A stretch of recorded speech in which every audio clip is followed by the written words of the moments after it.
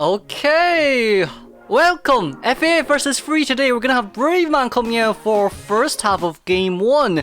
If you saw the thumbnail, yes, Dr. First Man. We have not seen that for quite a long time.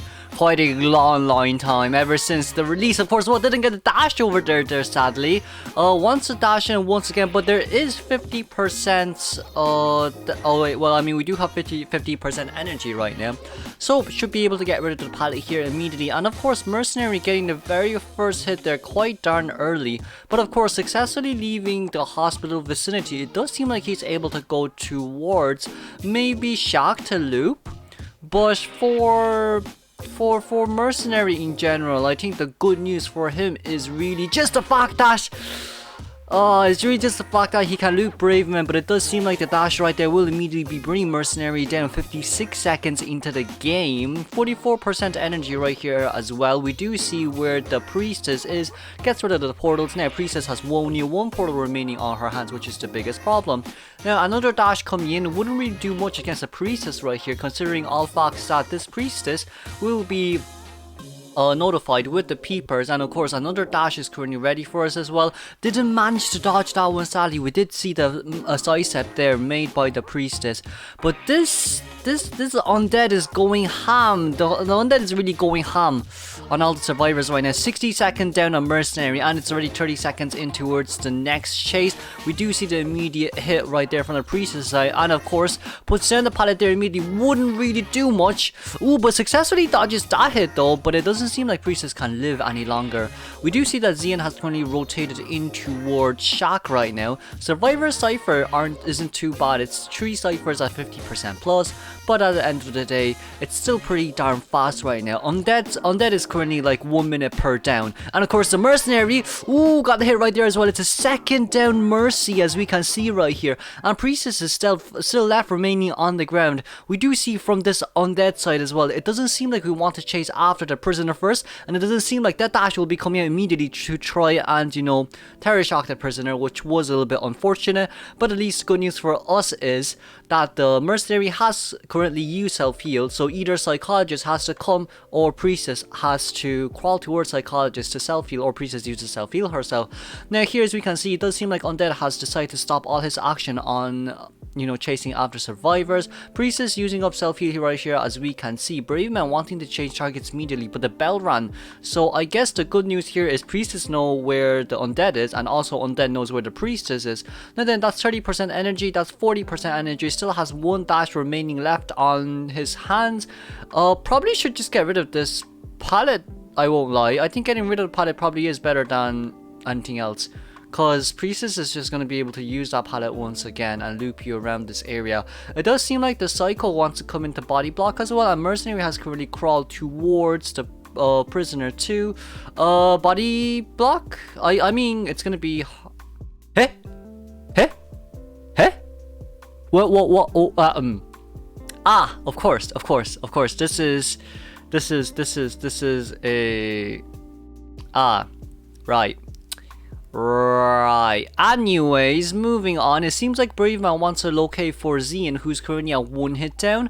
We have 2 Cyphers at 50% and 1 full Cypher remaining. Priestess is on the ground for the second time. But if Brave Man wants to tunnel Priestess here, it probably isn't such a good idea, because Brave Man needs to know that there is a prisoner that can deal with, you know, Cyphers out from a really far distance. As we can see as well, prisoner trying to open middle. Meanwhile, the Mercenary is running towards the Priestess. But because of the fact that Mercy and Priestess are both 1 hit down, the moment that Priestess gets up, it's kind of like saying, yeah, why not? Ooh, both of them getting up right here, as we can see. The Lawn Portal wants to be coming out from Priestess. Priestess with a Lawn Portal, but can she make it is the question. Priestess, ooh, would it be able to make that Lawn Portal? Sadly, was at the last 2 seconds of that animation. Well, no, not 2 seconds. 0.75 seconds. That's honestly 0.75 since the portal was already out. Then Priestess going down here immediately. Next one will definitely be the Mercenary. Mercenary needs to be able to hold on here as well. There is manages to stash through, but didn't get the damage here. We do see that there is currently only 1 Cypher remaining at 50%, but Mercy right here has to be able to contain for a little while here, as we can see, being able to vault over that. And then the 70% on the last Cypher here, as we can see as well. Mercy will be going down here, but also Mercenary should be be able to get up by the time that the Cypher they should be able to pop the Cypher. Mercy has 15 seconds. It's more than enough for the Mercy to it's more than enough for Mercy since they do have accelerated decoding right here, as we can see. 93, 95, Mercenary, Mercenary got eliminated. That is very unfortunate that Mercy got eliminated. We do see where the Psychologist is as well, but it seems like Brave Man wants to leave and look for the Psychologist immediately right here. If we do chase after the Psychologist right here, it should be guaranteed a 3-man elimination. It's been so long since we've seen an Undead. Last Undead we've seen in professional plays is in COA V from what was my man's name again? Bosses. It was Bosses Undead, and now we have seen another Undead from COA VI. It does seem like a 3-man elimination for me right now, at least. Even if Psycho does want to get up, I think it's safer for Undead to play a little bit more safe. I genuinely think it's probably safer for Undead to play a little bit more safe. He got what he needed. He doesn't need to aim for more as for the time being. And then with Brave Man as well, the problem here is Brave Man has only like 10. He has none left. He has no energy left. He probably just has to dash or puts peepers down just to slow down the Psychologist movements. That's 1 dash in, 10 energy that we're probably going to keep. Either we're going to save dashes or we're just going to immediately charge ourselves up. But it doesn't seem like Psycho can run anywhere, sadly. That's a dash, that's a spike down. Didn't really get the dash hit, sadly. I mean, at the end of the day, Psycho can't go anywhere unless she's able to contain for 5 minutes and the dungeon gets out near Psycho. That's the only way I see it anyways. But man did manage to get, like, I think this is his 3rd palace done. And Prisoner's just like a chilling. He's just like a chilling right now. That's another peeper deployed down. That's another pallet broken, but that's also a dead Psychologist. Whoa, we haven't seen a 3-man elimination from Undead for so long. Moving on. Oh, it seems like we're gonna come out with 7's. Oh wait, this is 7's Hermit. If you remember from like a few days back, we did see FAF 7's Hermit against ZQ Survivors. Wouldn't say he did bad. I would say like ZQ had more of a the best way to say was had more of an advantage, but it does seem like 7 wants to chase after Silverware first, though. Chasing after our first mercenary, not a mercenary. Why did I say mercenary? Chasing after a mercenary first will be kind of hard, because you do need to consider the fact that survivors are now going to look for ciphers that has not been touched. Therefore, it simply just means, well, I mean, I guess just all started decoding right now. Was a little bit late into the game, so only started decoding at 51 seconds into the game. That's a little bit unfortunate, but at least everyone currently has changed. Everyone currently has changed to blue, which is a good sign. But the bad sign here is Mercy has no elbow pads. Because, like, if everyone changed, then there's really no need for you to use your elbow pads at that point of the day. Because, like, you might as well just take a hit and rotate somewhere else. And then when you're like, oh no, my teammates can't change for me right now. What should I do? I should elbow pad away. That's what should be the thought process for this mercenary right now. But consuming the not the thingy-majig, consuming the elbow pads there a little bit too rapidly, which is a bit unfortunate here for free side. It does seem like 7 does has a bit advantage as well here, chasing after the Mercy. Didn't get a hit through the pallet, sadly, but should be able to land the hit after this orb comes out. Now, here's the good news and here's the bad news. Good news is phase 2 opened, and the bad news is this is dodgeable, but it seems like he's able to land just by the edge of the circle right there, just by the radius of the circle. Now, of course, Toy Merchant coming down as well, wanting to deploy. I think we have half of football on Mercenary right now and Ento's Bees just to play around here for a little bit. Didn't get a hit on Bees there, thankfully, but also didn't really push the Hermit closer towards the Mercenary, which is a little bit more unfortunate. We do see where the catapult's going to come in. Successfully jumps in. It does seem like we have experiments to this already as well. The elbow pad coming in here very clutch, but jumping down here means that you need to pull the ball immediately or else you'll be down pretty darn fast. Problem here for survivors, they need to change. Both of them has to change. If they don't change, then it's really bad. Because currently Ento is 1 hit down, and of course a Toy Merchant who's also a 1 hit down. We could argue that Anti-Current can come in to harass, but there's no need for now. We're probably going to have a Toy Merchant to come in a bit, is what I'm thinking. And then we will allow the Antiquarian to come in for overtime with the harass. But for now, we do see where UIU is. At least UIU can still tank a hit. We also do have Entomologist, Bee Swarm. but it doesn't seem like she's gonna get it out pretty that early. And it's also with the fact that I guess YUY came in pretty darn early as well. Like Mercy definitely can stay on chair for a little bit longer, so I don't think there was a need for.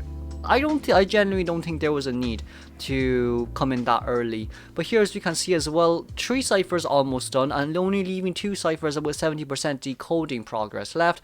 Does seem like 7 wants to look for the mercenary, but mercenary doesn't seem like he managed to hide his footprints properly.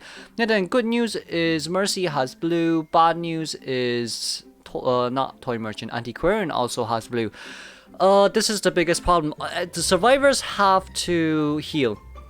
If they don't heal, then it's going to be a 4-man elimination. If they do heal, it's for the best. But it does seem like Toy Merchant's going to throw an item out. I don't think that Toy Merchant actually got the item. But at least good news is Entomologist and the Ento and the Antiquarian are currently healing each other right now. It's very important for Toy Merchant to somehow be able to get that item and throw it to Mark, but it doesn't seem like we're going to be able to do so right now. And of course, Mercenary staying back on chair. Now, with the fact that Toy Merchant hasn't changed to blue, it's bad. Cause like Antiquarian is definitely going to come into rescue, right? And Toy Merchant is still on red, so that's 1 hit on Toy Merchant and Antiquarian, and 1 hit on Antiquarian and Toy Merchant's dead. That's the biggest problem there. We're not switching immediately there, but it does seem like we're gonna dodge that. We didn't get the hit there, sadly, and then the Toy Merchant got down. Antiquarian misses hit right there. It seems like 7 did manage to bait it out a little bit more than we thought we wanted to. That's very, very, very, very unfortunate of a situation right there, as well, as we can see. And then gets the hit, but didn't really stun the hunter. It does seem like Entomologist is trying to rotate very closely towards the next cipher, or perhaps we're gonna have a blink out here. Yeah, blink. Yeah, Perfume doesn't really work against Hermit, so this should at least guarantee himself a tie. Yeah, they need to heal. They all have to start containing here. And it's with the fact that the Antiquarian has to play very safe here as well, because if she gets down immediately, then it's really just game over by this point. Survivors only need a 2-man escape. They only need a tie. Worst comes to worst, 1-man escape is also very good.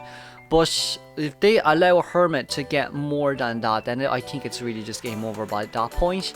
In our current day scenario, as well, as we can see here from the pro side, it's better to let the full health start crouching and the half health to rotate away. We do see that the Toy Merchant and Antiquarian are trying to rotate to an area right now, but it does seem like the Entomologist got found, but Ento also has blue. Now, Ento being a half health simply just means that they either heal or they change targets. It does seem like our Hermit wants to change targets right there, but considering the fact that Hermit did bring fast pallet breaking, so this is either a very, very fast pallet breaking detention, or this is a teleport. Not teleport, this is a top down Hermit. Did he change the traits? Is that blink or is that teleport that I see? But being able to take another catapult right there, as well, as we can see, didn't really land that miracle orb, sadly. Now then, everyone's in here though. That's the problem. Everyone's in here. Sees where. Oh no. Oh, but did get distracted by the Toy Merchant, thankfully. Toy Merchant trying to rotate in towards the birdcage pallet. Throws down a pallet. The survivors still have to heal. They can't decode. If they decode, it's really just game over by this point. They're not finding like a way. They need to find a way to either decode or to either heal. And if they do decode, they need to make sure that they can, like Toy Merchant can contain for a long time. And of course with the fact that the Hermit will not change targets immediately. Toy Merchant, that's 1 blue. At least that's 1 blue. That's 1 pallet drop down there as well. Hermit was just a little bit slow on the reaction speed, which is a bit unfortunate. Dodging the next miracle orb. Survivors has been doing really well with dodging the miracle orbs right there. And of course, a charged attack base from the Hermit. What else could you have expected from this Hermit? Now, randomly, just wait, he saw that? He saw that?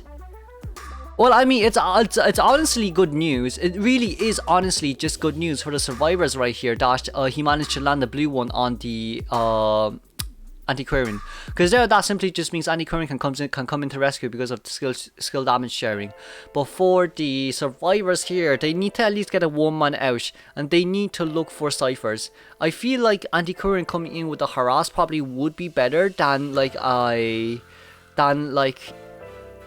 what's this guy name? Well, wait. I feel like Antiquarian would be better coming in than an Entomologist. That's the thing, because like at least anti-querying can still harass, and anti-querying would make sure that even if the hunter does manage to hit you before you reach chair, you should be able to disarm the hunter.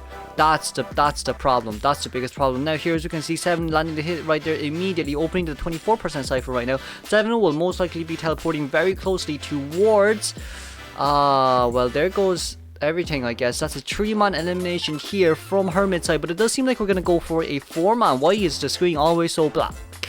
Why is it going black? Did this thing just crash? I think it's a stream problem. But with Hermit's game here, it's nearly 10 minutes into the game. It's really just slugging, and that's about it.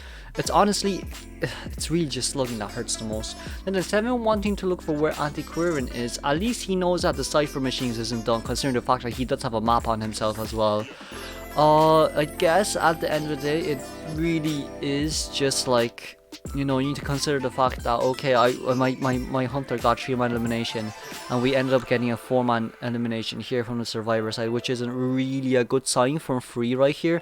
And of course, if like this just gives like a 3-point lead advantage to, is it a 3?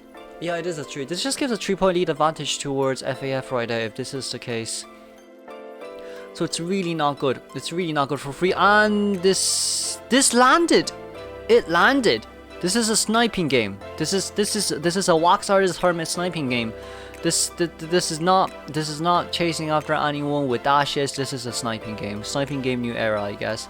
But it does seem like we're gonna be able to bait the entomologist out with that red light trick, I guess. Drops the entomologist down. Cypher isn't enough. I guess by this point it's really just like saying it's really just a despair, because Mumu will be rotating towards the middle, but Mumu has sticks, but against a Hermit in general, you have to be very close towards a Hermit, and you need to be able to dodge the miracle orbs. That's the biggest problem there with Hermit. We're going against Hermit as anti-querying. Of course, in early game you can definitely use your, you know, spin to increase your movement speed, but against a Hermit, when it comes to like a one-on-one containment or like trying to save your teammates, it's gonna be really hard, considering the moment he stuns you is the moment he picks the survivor up. Sally didn't really land the orb right there. Good news for Hermit is he can basically try land a hit, pretend that he wants to land a hit on the anti-querying, and force her to use her, basically dash, force her to use her stick. And now getting the damage, no damage, attack recovery hit. Very nicely done. It'll be a 5-man elimination for FAF. FAF in the lead right now. I guess we'd consider this as moving on towards round 2.